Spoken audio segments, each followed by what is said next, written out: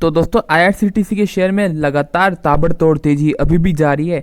Stock अभी 5,000 रुपये hit कर चुका है, लेकिन उसके ऊपर आ चुका है स्टॉक और अब 5,300 रुपये के आसपास काम कर रहा है। तो यहाँ से हम इस वीडियो में डिस्कस करने वाले हैं कि क्या ऐसी चीज़ें हैं जिसकी वजह से स्टॉक भागा जा रहा है, इतना ऊपर जा रहा है, और क्या आप इस भाव पे खरीद सकते हैं आईआरसीटीसी का शेयर या नहीं, या आपको अवॉइड करना चाहिए। तो दोस्तों जो पहली चीज़ है जो कंपनी के फेवर में काम कर रही है वो है आपकी इकोनॉमी की रिकवरी। दोस्तों इकोनॉमी में आपको एक अच्छी खासी वापस बाउंस बैक देखने को मिल रहा है। लॉकडाउन की वजह से कंपनी इकोनॉमी को बहुत ज़्यादा झेलना पड़ा था, जिसकी वजह से जो आपकी सब ट्रेनें, बहुत सारी ट्रेनें बंद कर दी गई थी, ट्रेन की सर्विसेज। लेकिन जैसे जैसे आपकी इकोनॉमी रिकवर हो रही है, इकोनॉमी खुल रही है, उसकी वजह से ट्रेन की सर्विसेज भी वापस लौट रही हैं, और जिसकी वजह से कंपनी को फायदा होगा। क्योंकि दोस्तों कंपनी का मेन बिजनेस ट्रेन सर्विसेज के अराउंड ही घूमता है। टिकट बुक करना, पानी बेचना या केटरिंग का बहुत सारे ऐसे बिजनेस है कंपनी के जो कि ट्रेन सर्विसेज से ही रिलेटेड है। तो ट्रेन सर्विसेज खुलती रहेंगी, जैसे जैसे इकोनॉमी आपकी खुल रही है, रिकवर होगा, ट्रेन सर्विसेज में आपको वापस रिकवरी देखने को मिलेगी, तो उससे कंपनी को फायदा होगा। जो आपका दूसरा रीजन है जो कंपनी के फेवर में जा रहा है वो है आपके लो चांसेस ऑफ थर्ड वेव। दोस्तों तो सेकंड वेव तो आपकी हो चुकी है, और अब यहाँ से माना जा रहा था कि थर्ड वेव भी आ सकती है 6-7 महीने में, लेकिन फिलहाल ऐसा कोई क्लू नहीं दिख रहा है दोस्तों जिसकी वजह से हम कहें कि थर्ड वेव आएगी। यहाँ से ऐसा लगता है चांसेस बहुत कम है, क्योंकि आपकी वैक्सीनेशन ड्राइव भी बहुत बढ़िया चल रही है, काफ़ी लोगों को वैक्सीन लग चुकी है एक, तो यहाँ से चांसेस कम दिखते हैं कि थर्ड वेव आएगी। और ऐसा अभी कोई नहीं दिख रहा है कि क्लू कि ऐसा कहे कि हाँ यार थर्ड वेव तो आपकी आने वाली है। तो ये भी चीज़ कंपनी के फेवर में जाती है, क्योंकि अगर थर्ड वेव नहीं आएगी तो ट्रेन सर्विस में कोई ऐसी अनसर्टेनिटी नहीं रहेगी, ट्रेन सर्विस की कोई चांस नहीं रहेगी, यहाँ से रुकेंगी। गवर्नमेंट को किसी वजह से वहाँ से फिर से उन पर स्टॉपेज लगाना पड़ेगा, और ट्रेन सर्विसेज में आपकी ग्रोथ ही देखने को मिलेगी। यहाँ से एक्सपेंड करती रहेंगी, नई नई ट्रेन उतरती रहेंगी, जिसकी वजह से कंपनी को फायदा होगा, क्योंकि जितनी ज़्यादा ट्रेन चलेंगी उतना ही कंपनी को फायदा होगा, कंपनी उतना ही अपना बिजनेस और बढ़ा पाएगी। अब दोस्तों जो तीसरी चीज़ है जो कंपनी के फेवर में जाती है वो है आपका कंपनी का जो बिजनेस है वो है आपका मोनोपोली बिजनेस। क्योंकि दोस्तों रेलवे में अलाउड किसी को नहीं है, कंपनी को ही अलाउड है कि आप टिकट बुक करवा सकते हैं, और केटरिंग और एक दो चीज़ों का और, तो ये सब चीज़ें कंपनी को ही अलाउड है, किसी और थर्ड पार्टी को अलाउड नहीं है। तो ये आईआरसीटीसी के बिजनेस जो कि केटरिंग और आपका टिकट बुकिंग का और आपका पानी का जो बिजनेस है, रेल नीर जो ये बेचते हैं स्टेशन पे, इन्हीं को अलाउड है बेचना। तो ये चीज़ें इसको मोनोपोली बिजनेस बना देती है आईआरसीटीसी के।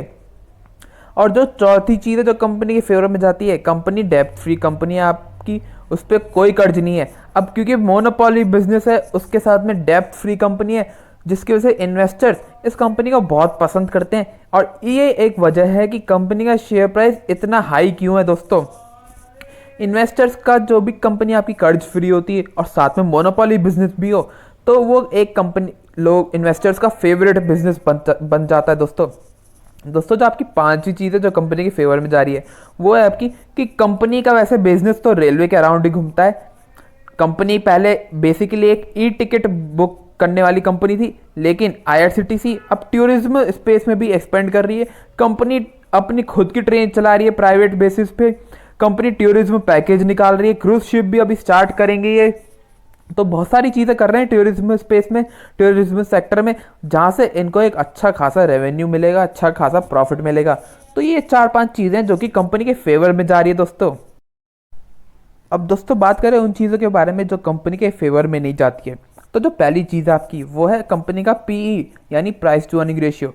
कंपनी का पीई रेशियो 150 के ऊपर पहुंच चुका है।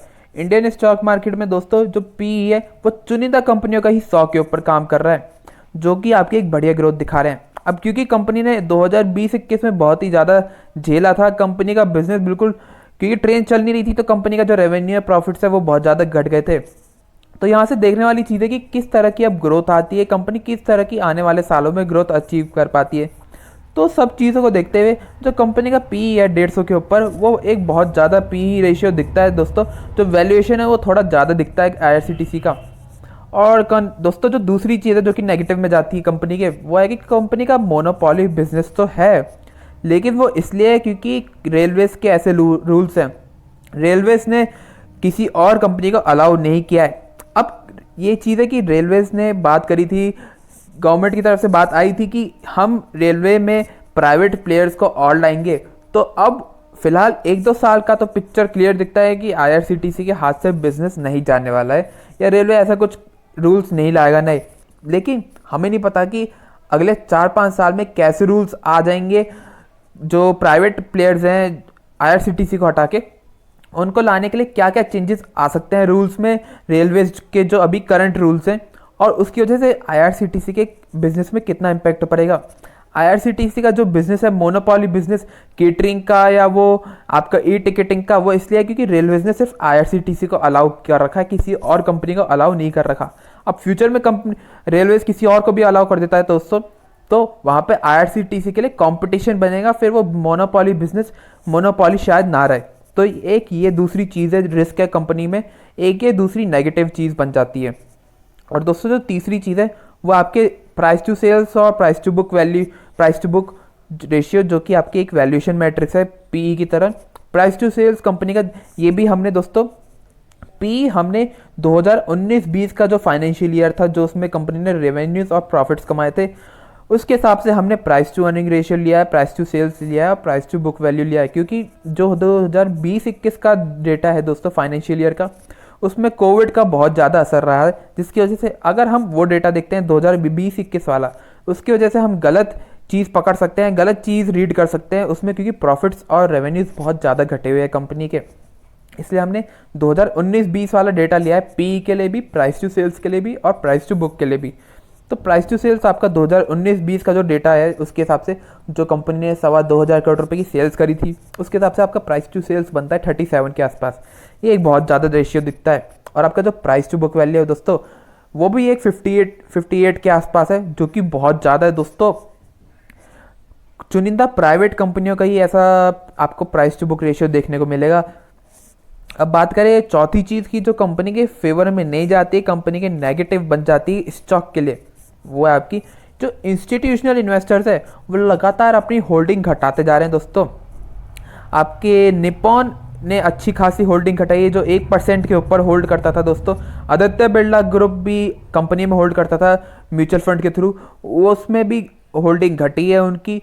तो काफ़ी सारे जो इन्वेस्टर्स हैं इंस्टीट्यूशनल इन्वेस्टर्स, वो धीरे धीरे कंपनी में शेयर होल्डिंग घटाते जा रहे हैं, अपना स्टेक घटाते जा रहे हैं, जैसे जैसे कंपनी का भाव बढ़ता जा रहा है, ऊपर जा रहा है।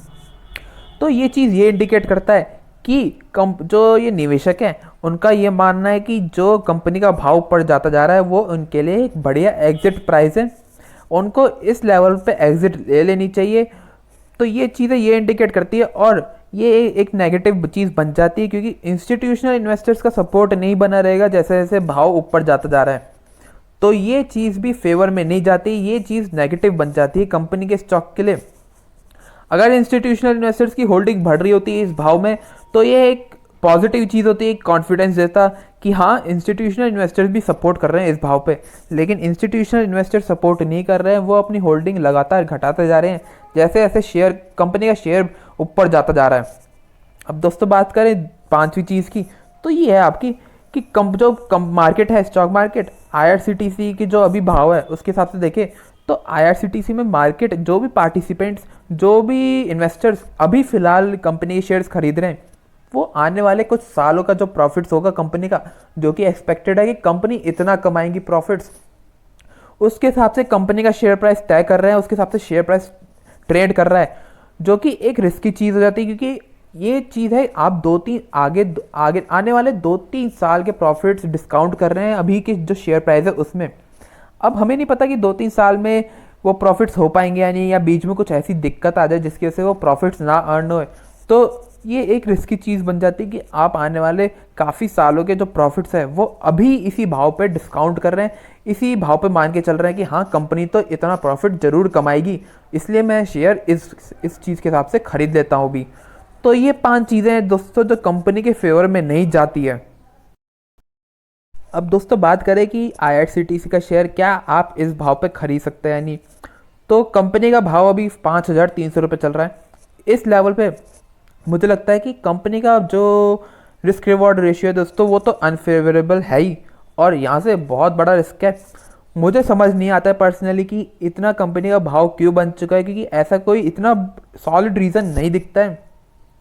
रीजंस हैं जिसकी वजह से कंपनी का जो कंपनी के बारे में पॉजिटिव रीजंस हैं, लेकिन इतना बड़ा भाव कंपनी के लिए बहुत ही रिस्की चीज़ दिखता है कि इतने इन्वेस्टर्स इतने अभी भी पीछे क्यों पड़े हैं, कंपनी के शेयर्स क्यों खरीदे जा रहे हैं। 5,500 रुपये का भाव होने वाला है, लेकिन अभी भी इन्वेस्टर्स लगातार शेयर्स खरीदे जा रहे हैं, और वो आपके इंस्टीट्यूशनल इन्वेस्टर्स नहीं है, दूसरे टाइप के इन्वेस्टर्स हैं।